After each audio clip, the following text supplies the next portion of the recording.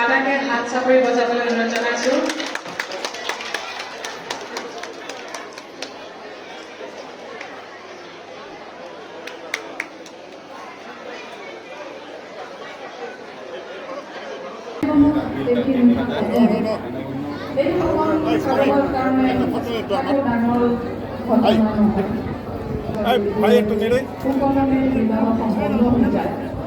কিন্তু আমাৰ সমাজত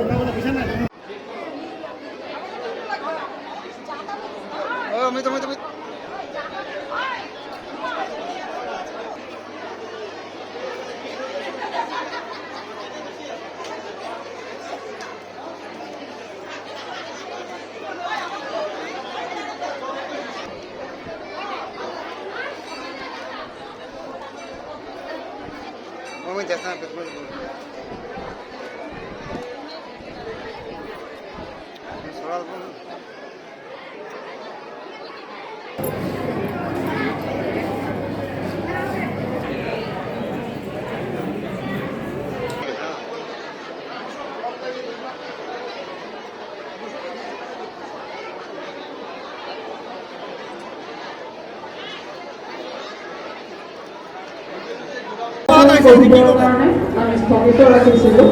এইবাৰ বিবাহ যোৱাকালি জানিলোঁ আজি কালি বাৰীৰ 21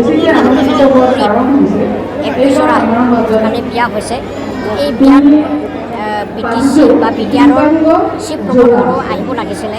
ৰাতিপুৱাই আমাক মাতি কিনে এতিয়া পুলিচৰ বৰ্ডাৰায়ণ কেন্দ্ৰৰ ওপৰত পঠাই দিছে।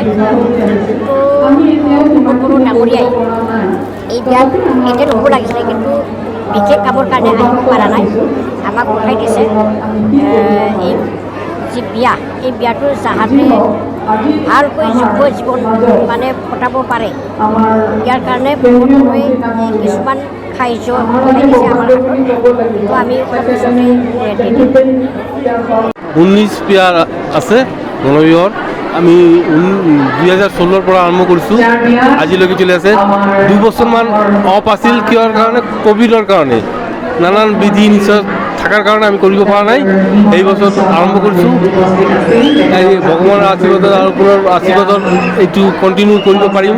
আপোনালোকৰ সহায় সহযোগিতা থাকিলে আমি এইটো কণ্টিনিউ কৰিব পাৰিম। আৰু কিবা প্ৰশ্ন?